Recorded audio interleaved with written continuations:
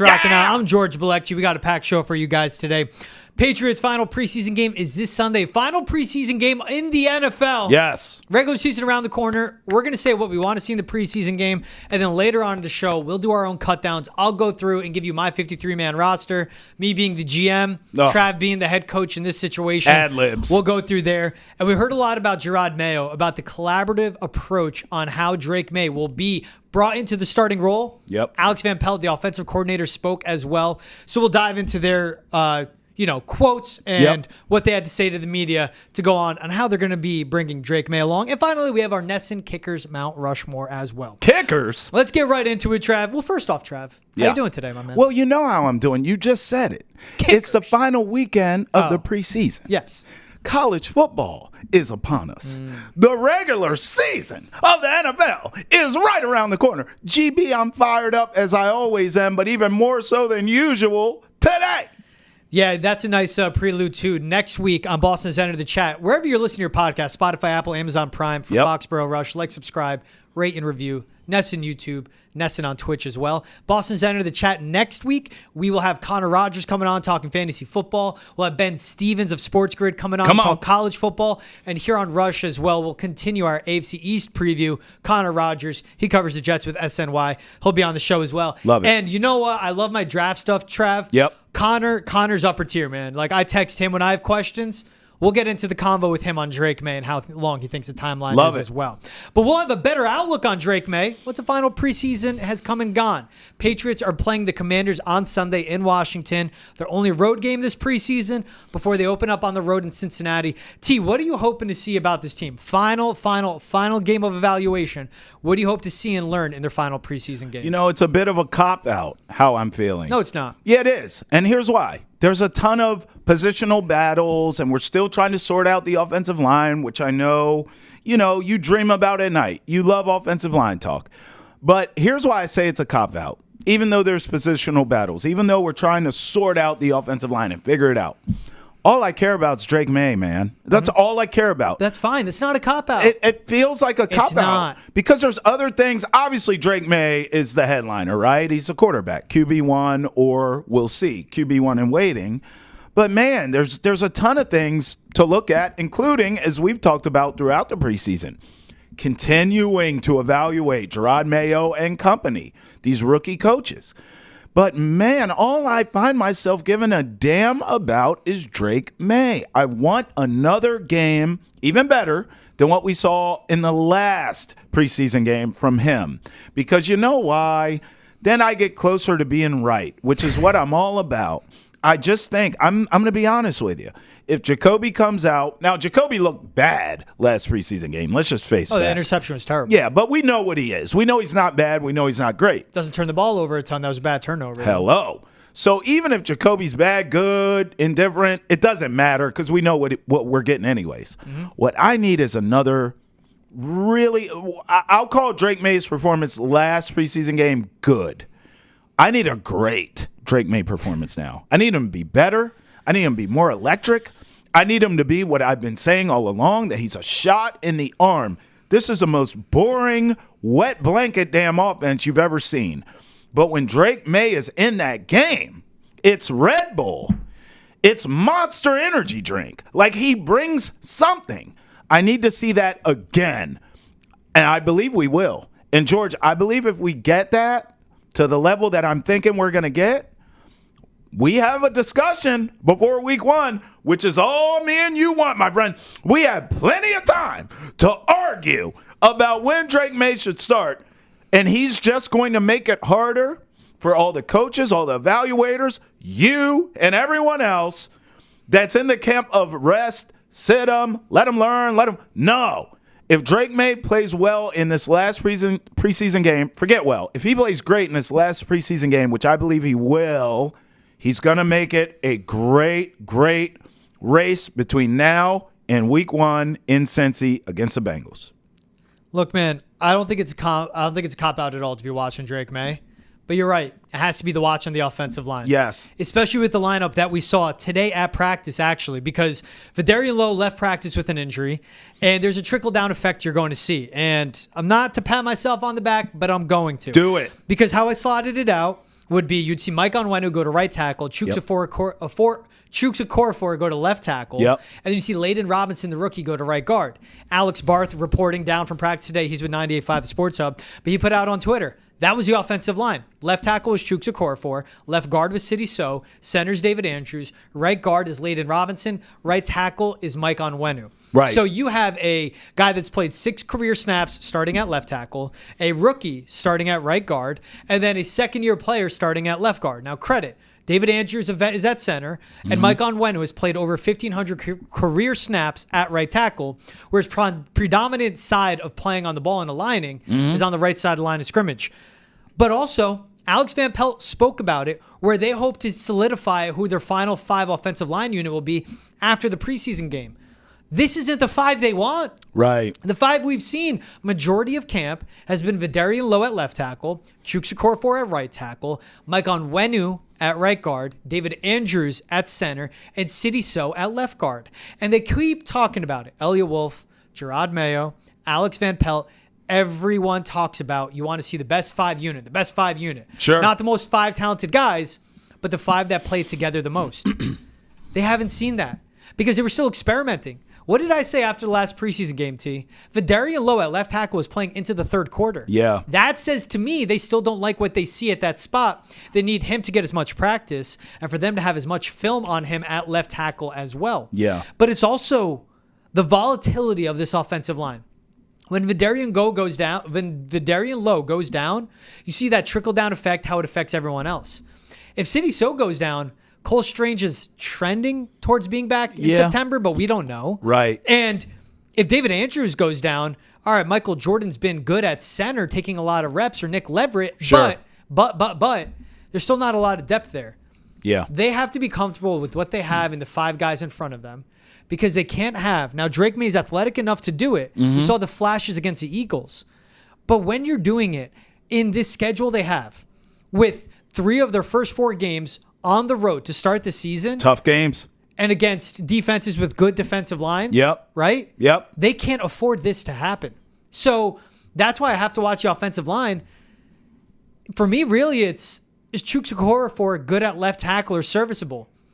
How is Layden Robinson at right guard? Yeah. Because I know what you get with Mike Onwenu at right tackle, David Andrews at center, and then also Sidy Sow at left guard. But Chuks started at left tackle, and then they pulled him from that spot and put him to right. And they were repping Vidarian Lowe. We saw Calvin Anderson. Calvin Anderson's back is banged up on his own. Yeah. This is a bad offensive line unit, room, all together. There are good individuals there.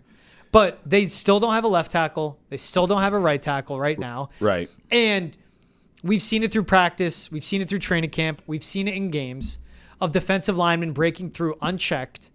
And when it's a rookie quarterback who has shown flashes and has grown, he has gone so much further along than where he started, redoing his footwork. They had to bring him in to completely tear him down. Yeah.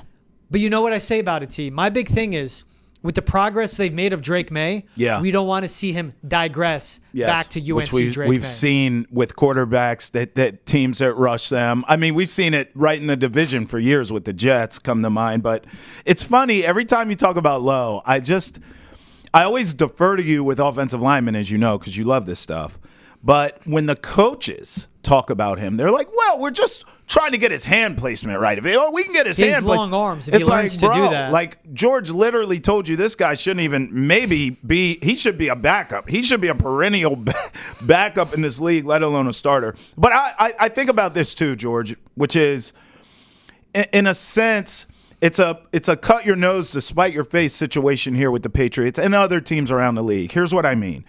Forever, I've been covering this league since I was yay high to a grasshopper, and forever we had 4 preseason games, and it was like, okay, preseason game number 3 was always the big time dress rehearsal, right?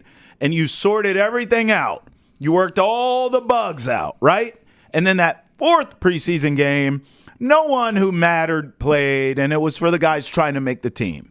And that was always set in stone forever. So that 4th preseason game was for guys trying to make the team, and you get your position battles sorted out. And then that 3rd one was a full-blown dress rehearsal, starters play a long time, blah, blah, blah.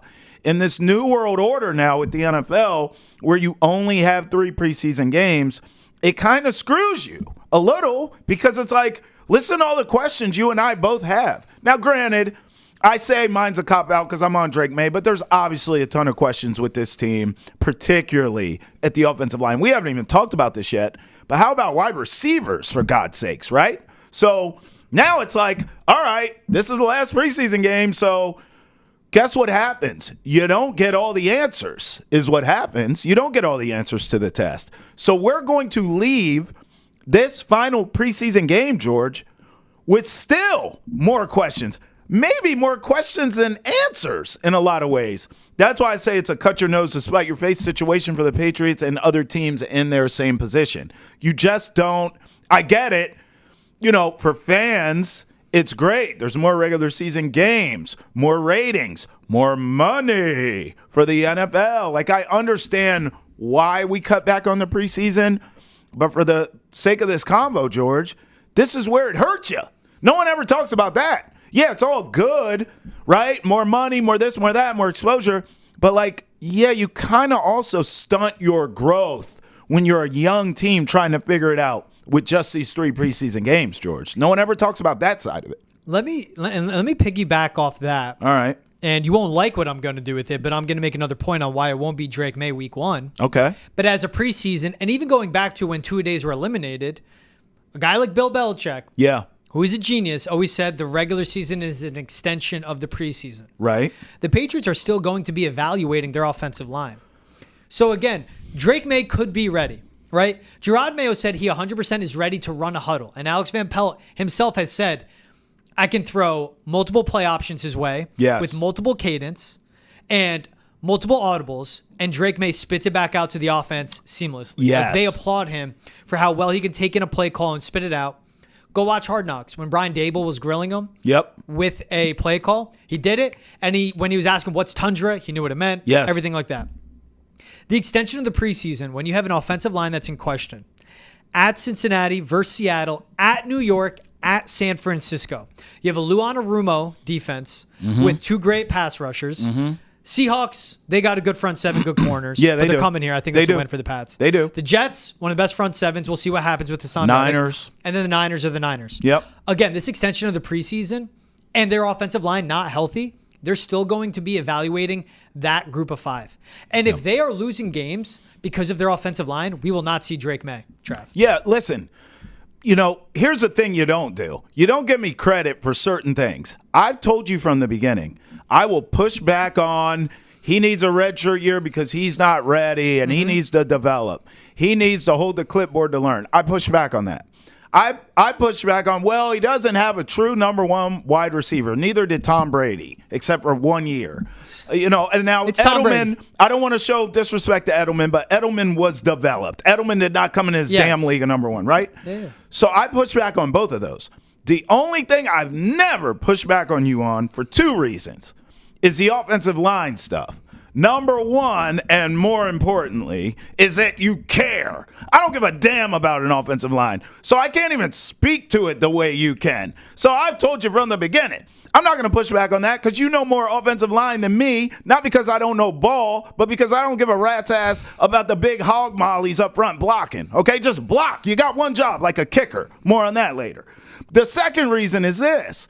I don't push back on that because if these guys can't block and they stink like you're telling me they do, and clearly we can all see with 9 eyes they're not great, I don't want Drake Maye to get decapitated. I want him to play to get better. I don't want him to play to get hurt. Cool. So I don't push back on that. But it's the only thing I don't push back on. If you're telling me, and Jerod Mayo and company need to come out and say it straight up, we're not going to play the kid yet because we can't protect him.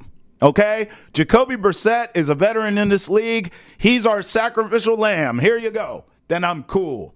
If you're coming out and telling me week to week that Jacoby Brissett gives us the best chance to win, how's my arse sound? Because I'm not buying that. But they're going to say that. They're going to mock our right. That's my intelligence. pushback. That's my point. Yeah. He's not giving you the best chance to win. If the offensive line stinks, cool. No beef here, George. No beef.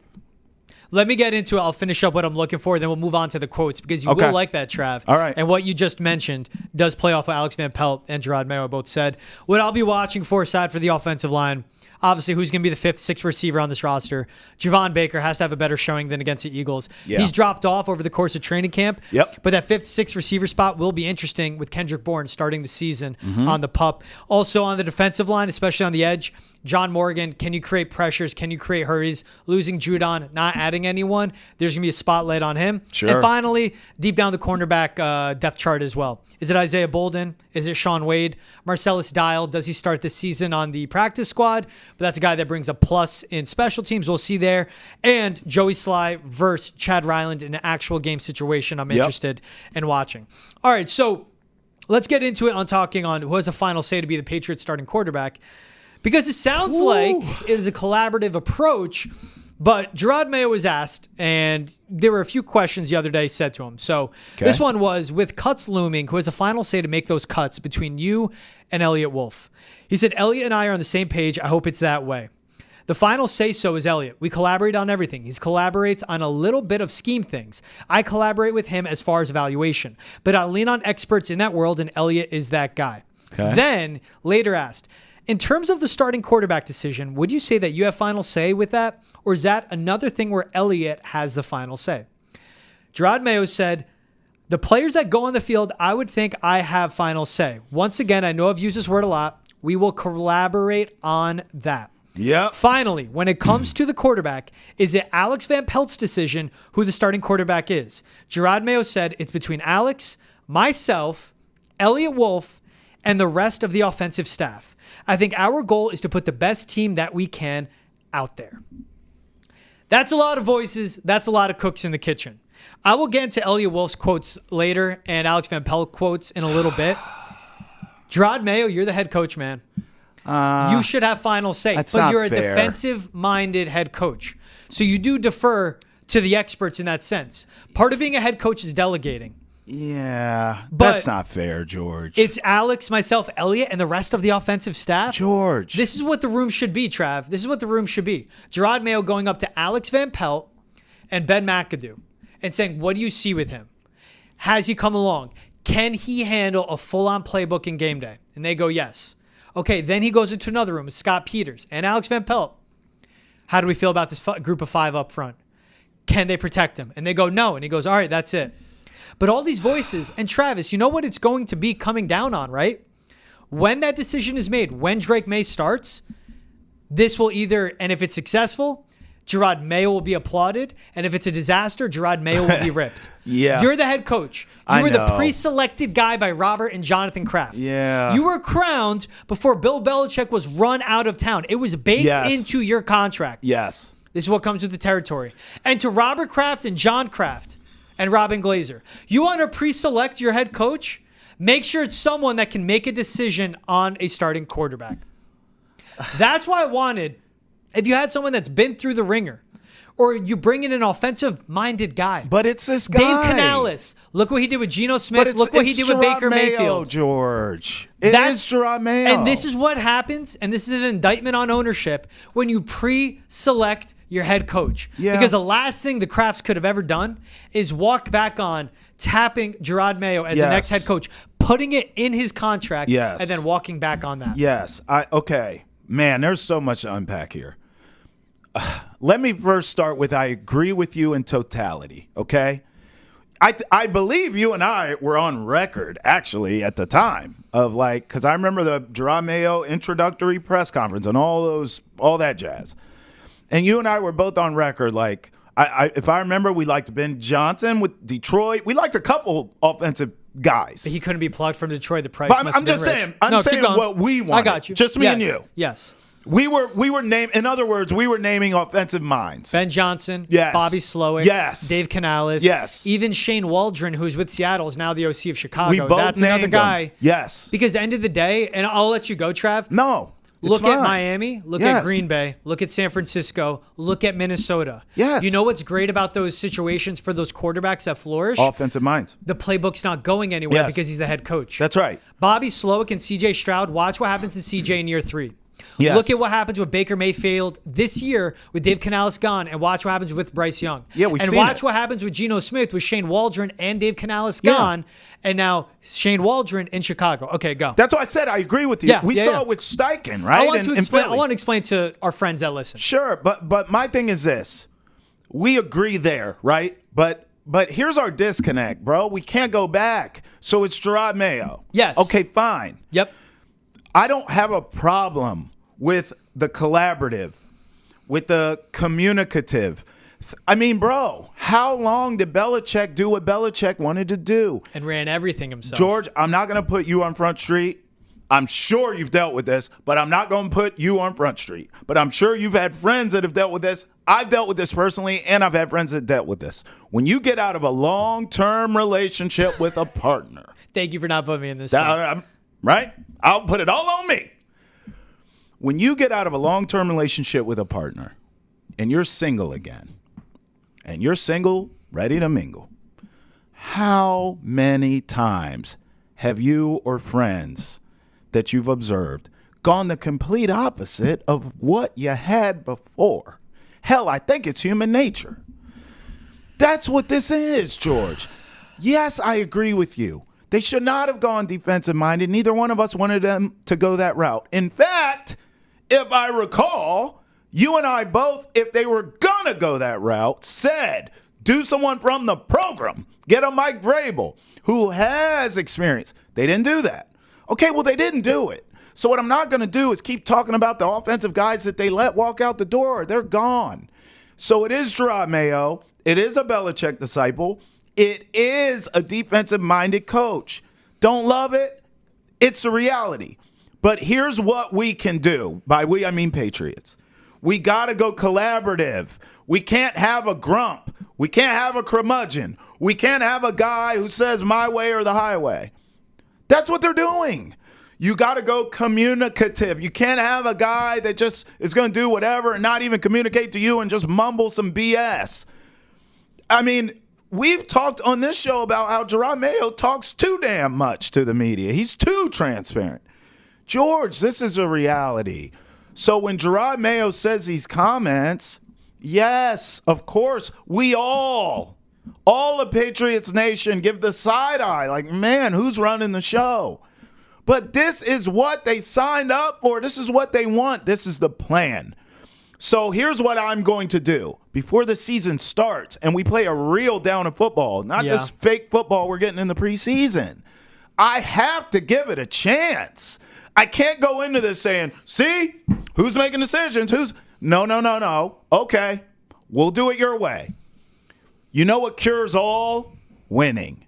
If they come out, they're more competitive. Even if they're losing games, you're competitive, you're in games. Hey, we'll go to Drake Maye soon. Maybe there's a spark there. I have to give it a chance, George. I can't come into this and say, see, Jerod Mayo passing the buck. He's not even taking. No. This is literally the opposite of what we've had for 20 plus years, brother. Of course, this is what you're going to get. Of course, they're going to be a group. Now, you're not wrong when you say, if you know what hits the fan, Jerod Mayo's a guy on Front Street, right? You're right about that. But I'm just saying, we got to allow this to play out. We can't just say this is a disaster from the beginning, even if we believe it will be. You got to give it a chance, George. You just do. I think it was a disaster from the beginning because you pre-select a head coach. Yeah. Where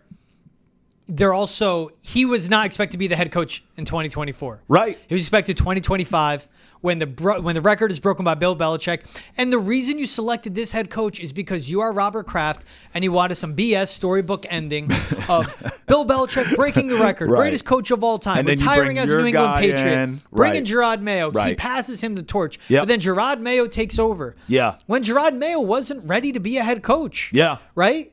And with this staff of Alex Van Pelt, first-time play caller, and he spoke about it on Thursday himself. Well, actually, I called plays the 2009 season with the Buffalo Bills because their offensive coordinator was fired 10 days before the season began. Sure. The Bills scored 20 or more points just 5 out of 16 games with the Ryan Fitzpatrick, Terrell Owens, Fred Jackson, and Marshawn Lynch offense. Just want to say that. Wow. But yes, I understand the collaboration. You're the defensive-minded head coach. You are a linebackers coach elevated to head coach. I understand it being collaboration. This is an Alex Van Pelt call, and this is an Elliott Wolf call of the personnel, I get. But this is a call of what does Alex Van Pelt see from the offensive line? What did him and Scott Peters see? Just to see that I collaborate with him as far as evaluation, I lean on experts in the world, and Elliott is that guy. When it comes time for Drake Maye to start, if you're Jerod Mayo, you want to delay this start because your tenure in New England and your timeline in New England is attached at the hip to the rookie quarterback, right? So you want to buy some time. Because if he comes out, year 1 isn't good, year 2 isn't good, year 3 is then they're going to fire the head coach. Sure. He comes out year 1, shows flashes, year 2, progress, year 3, then be like, okay, that could be a 4th, 5th year. Yes. If you're Alex Van Pelt, you want him starting because if he succeeds, that gets you that head coaching job because you become the QB whisperer. Right.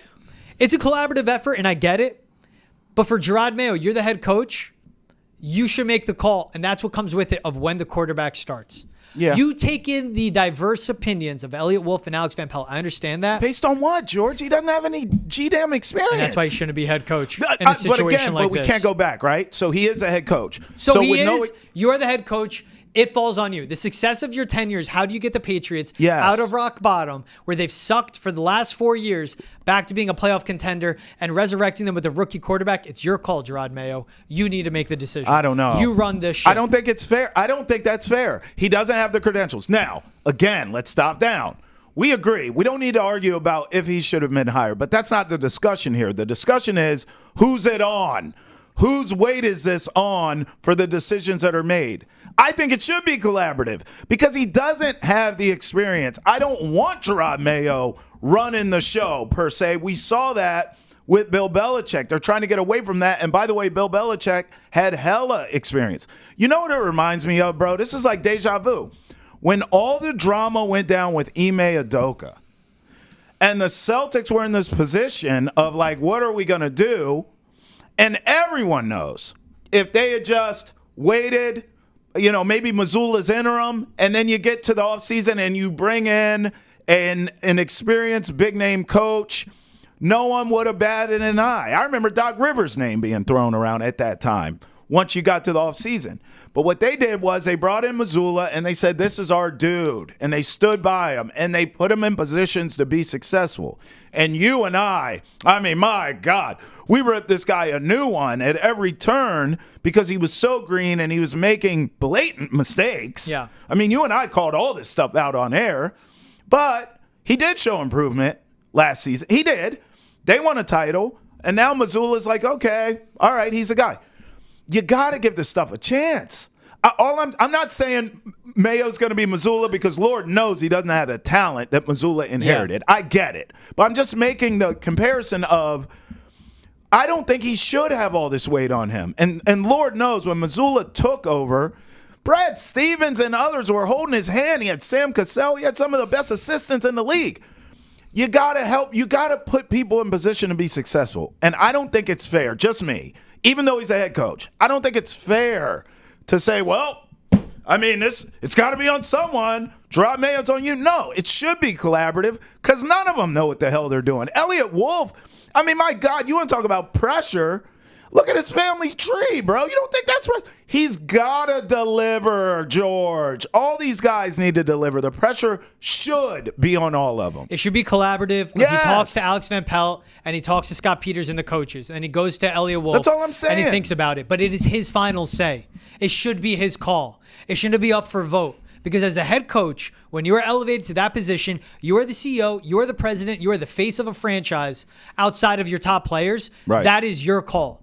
You take all the opinions, you write it down, however you have your process of making a decision. Mm-hmm. You go through the risks and the rewards. And you go, his footwork is here, his play calling is here, his demand in the huddle, all the progress is here. The offensive line is here, the play catchers are here. Yep. But as the head coach, you are managing a locker room, you're managing a roster, and you have that belief, and you have to go out and you go have to win games. It is his decision. Yeah. You're the head coach. It falls on you. I won't hear it if he goes, well, it's up to Elliott, and Elliott felt he wasn't right. No, Jerod, you are the head coach. I understand final say with personnels and roster decisions. That goes to the GM. That makes sense. Right. But when guys are ready, you're the head coach. You're the one that played, like you said. Yeah. You have been out there. You have won Super Bowls. He has. Right? Yeah. You make the decision because you watch and go, that guy will help us win football games. Right. And can he work with the shoddy offensive line that we have right now? I got to tell you, all this drama, George, if this kid Drake can play, it all goes away. I'm telling you, we've seen it in this league. George, the Texans were the laughing stock of the league. C.J. Stroud can play. And right now, the Panthers will be the laughing stock of the league if Bryce Young continues how he is and CJ continues how he is. Good point. I want to get into the Alex Van Pelt quotes that stuck out to me. He was asked, a lot about Drake Maye and decision-making, and he was also asked about his past experience helping out. And he goes, experience is vital. This is Alex Van Pelt, offensive coordinator for the Patriots. Experience is vital. I've been doing this for a long time. Seen a lot of issues and problems. Solved a lot of those as well. It gives you a foundation. It definitely pays off as a coach. Why is he bringing up issues and problems? Because that's what he saw with Drake Maye's footwork. Right. That's what he saw with his progressions. That's what he saw with his throwing motion. And he's fixed it. Like, credit to him, Drake Maye has made a huge leap. Yeah. Then he goes into, there's certain things we can do with Drake we wouldn't do with Jacoby. So there's that element. Our system is our system, and he fits it as well as Jacoby. But what is holding Drake Maye back from the first-team offense? Jacoby. Right now, he's our starting quarterback. Then he was asked, is there a chance to be a week 1 starter? I'm sure there's a chance, but there's still a process on how you bring a rookie quarterback along. No, God. The last quote I just said in the first quote, I've been doing this for a long time, seen a lot of issues and problems, and I'll combine it with this one. There's still a process on how you bring a rookie quarterback along. Issues and problems don't only coincide in his quarterback room. Right. It's his offensive line as well. Yeah. But Alex Van Pelt is saying, I still see problems, and it is a long play, and he's telling us, trust the process. Because he was asked, what is the plan? And get into specifics. And he said, I'll bring him along. Certain things in this offense, Jacoby having played in this, understands certain tools to get you out of certain situations that Drake is still learning. Being a quarterback in the NFL is not only throwing touchdowns and having a bazooka arm, because Drake Maye has that and can do that. But it's how you keep the offense alive, play to play, drive to drive, and keep it with positive gains down the field. Game managing, but also winning football games. So he needs to see more from a guy that came from UNC and everything they've told us in a new state, new system in the NFL. They're taking their time. It's this offensive line, though. That's what and it receivers. is. But you hear from Alex Van Pelt where he is saying, I've seen a lot of issues. I've seen a lot of problems. I've fixed them. And then he talks about, there's a process how you bring a rookie quarterback along. Right. Between him and Ben McAdoo, they've been in the league for a long time. I have my opinions on Ben McAdoo. I defer to Alex Van Pelt at this point. That is what he's deferring to his expertise and his experience on when Drake Maye will start. And it doesn't sound like it'll be week 1. He was asked about the chance. He said, I'm still there. I'm sure there's a chance, but it's a process how you bring a rookie quarterback along. That quote to me is the BS of all of it. The process of bringing a rookie quarterback along. There is. Please. Listen. And part of that process is process of rebuilding a team. Yes. The process of a rookie quarterback is a process of your offensive line. Yes. Okay. We agree there. Because I'm looking around, and let's look at several cities here, all big markets, Washington, Chicago, Denver. What's that process? Commanders revamped their offensive line this offseason. Right. I'm saying, but the process of bringing a rookie quarterback along is not all about Drake Maye and footwork, and we see things we got to improve. No, it's what you're saying. You got to protect the kid. You got to have something for the kid to throw to. That's a big part of it. That's what I mean. I feel like the Patriots talk in circles with a lot of this stuff, even the stuff we just talked about with Jerod Mayo. It's like, just tell us what it is. They're transparent when they want to be, but then when it comes down to brass tacks, they get all political on you, and they don't say anything, and they talk in circles. This is one of them. Well, it's a process of bringing a rookie quarterback along. We saw some things we needed to work on with Drake Maye, and Jacoby's playing so great. Please, lie. I mean, Drake's done everything you asked him to do. We can see it. We see that he's improved. We see he's getting better. I think he's going to ball out in this last preseason game. I just told you that off the top. It's the offensive line that you keep saying. It's the receivers that clearly we can all see are not up to par. Those are the things. Tell us that, because we could see that and we know that to be true. But when you start giving me, the lip service of, well, it's a process to bring a rookie quarterback along. There's so many things we have to change, and Jacoby's just playing so great. No, he's not, bro. Stevie Wonder can see that. No, he's not. Drake Maye will, in my estimation, be ready on week 1. If they don't go to him, it's because of the ancillary pieces, not because of what Drake Maye can or can't do. It's a matter of him consistently running the system and playing winning football play to play and being an NFL quarterback. Sure. And Jacoby is. And yes, it's part of it. They have to protect Drake Maye from himself and protect him from this offensive line. He was asked about it. And he said, yeah, it's part of it. The offensive line plays a factor. And he was asked his concern level with the offensive line. And Alex Van Pelt said, it's a work in progress. We see certain lineups, guys switch sides. I'm trying to find the best 5 guys that work together as a unit. Hopefully this game, talking about the last preseason game, will solidify that for us. Well, you're not, because you have a shoddy offensive line where Chuks Okorafor is back at left tackle and you have a rookie at right guard. So again, Travis, until they see an offensive line unit they like in a group of 5, right, and it's on the road at the Bengals, at Cincinnati, home against the Seahawks, at the Jets, at San Francisco. Yeah. It's an extension of the preseason. Until that offensive line is figured out, they can't actually look at Drake Maye and go, we're going to put you in the game, because they have to protect him. Yeah. He is the franchise. That's a spot it comes with. Most important position in all of sports. It is quarterback. And you bring up guys. CJ Stroud, they got it right. His offensive line was banged up. Yeah. But they were good at points. And look at the receivers he had. Obviously, a much better than what they have in New England. Absolutely. There's so much more that goes into it. But Alex Van Pelt talking about and pointing out, I've seen a lot of issues and problems. It pays off as a coach. It gives me a foundation. He sees issues and problems with the quarterback he brought in. Right. But has brought along on his footwork, but also with the offensive line that's in front of that quarterback. Yes, that's the key. I like I said, I told you from the beginning, I've never pushed back on the O-line. And even to a certain extent, even though I believe a really good quarterback, high-end quarterback, can overcome shortcomings at wide receiver, I will also say in the same breath, you're not doing Drake Maye any favors with these weapons that you have here in New England. All right, let's go through quick. I'll go through my 53-man roster. We'll speed through this so we could get to that Mount Rushmore. Got it. It's going to be 3 quarterbacks: Jacoby Brissett, Drake Maye, Joe Milton. Bailey Zappe will either be cut or he'll be traded. Agree, check. Running back room, Ramondre Stevenson, Antonio Gibson. I think JaMychal Hasty gets the nod over Kevin Harris. He just shows more plus in the passing game. Yeah. I think this preseason he's shown more than Kevin Harris. Agree. Wide receivers, Pop Douglas, Jalen Polk, KJ Osborne, Tyquan Thornton, surprising enough, Jalen Reagor, and then Javon Baker. Kendrick Bourne will start the season on the pup. I think when he comes back, you take away Tyquan Thornton. Yes. Jalen Reagor brings that plus in the return game. Keyshawn Boutte, I just think he's done. Yep. Tight ends, Agreed. Hunter Henry, Austin Hooper, Jaheim Bell. Maybe Will Cox starts it on a pup. Offensive line, I'll go with Cole Strange starting on the pup. You cut Antonio Mafi because he hasn't been good at center. Right. And he's a past regimes guy. Yep. Tyron Wheatley, Charles Turner, Zuri Henry gone. Yep. But it'll be Chuks, Onwenu, So, Andrews, Lowe, Robinson, Wallace, Anderson, Leverett, Michael Jordan. Not very good, but I agree. 25 players on offense. Defensive line, Devon Godshaw, Dietrich Wise, Ukuali, Armon Watts, Jeremiah Farms, and Sam Roberts. Christian Barmore's on the pup. Yeah. Edge, Keon White, Zimenez, Uche Jennings, and I think John Morgan, but that's just because they don't have anybody else. Maybe they cut John Morgan and pick someone else up from other teams. So I can see that happening. Yeah, I could. Linebacker, Bentley, Tavai McMillan, Giles Harris. That's no surprise. Yep. Cornerback, Gonzalez, Jonathan Jones, Marcus Jones, Marco Wilson, Alex Austin, Sean Wade. Yep. I think Isaiah Bolden, outside looking in, and I think Marcellus Dial, maybe practice squad. He's a special teams player. He was a 6th-round pick. Yep. Safety, Duggar, Peppers, Jalen Hawkins. Jalen Hawkins has been great. Marte Mapu on the pup. And then he could be brought in and be an ad at linebacker as well. Finally, you'll like this. I think Joey Sly gets a nod over Chad Ryland as a kicker. Bro. Bryce Behringer's been nails. Joe Cardona, Brendan Schooler. This is a roster that no longer has like 4 special teams guys. It's just Brendan Schooler. Yeah, I agree. I like Sly. I covered Sly in Washington.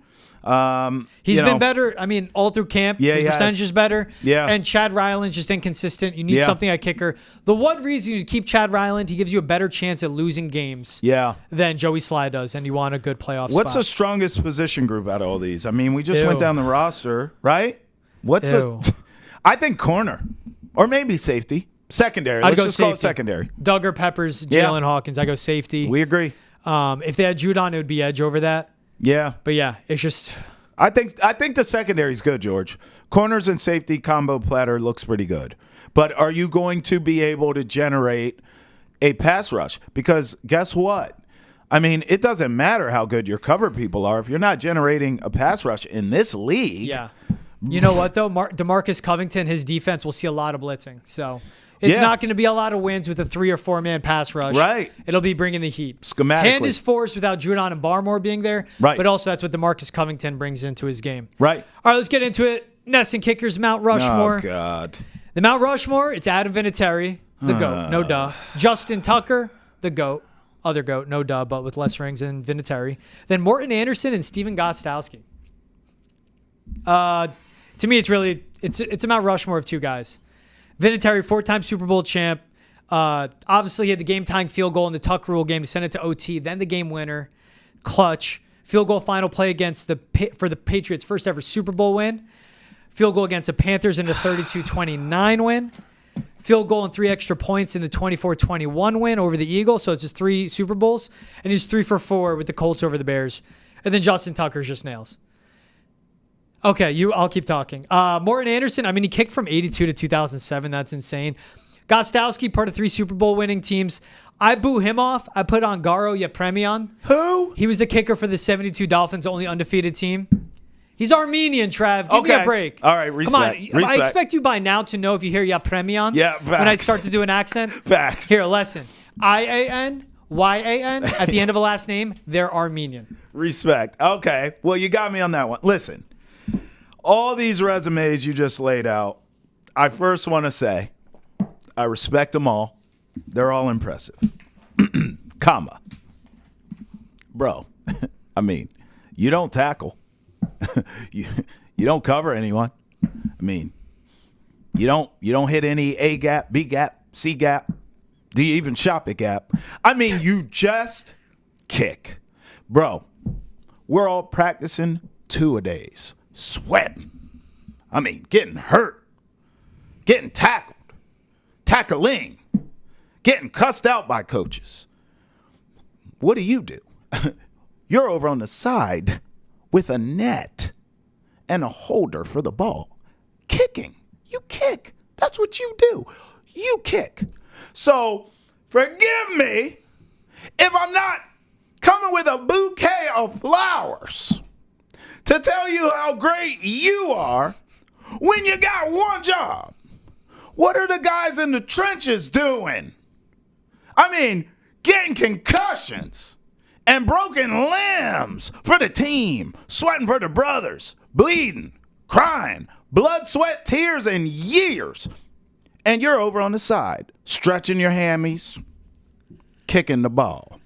Man, look, respect to the kickers, because I can't do it.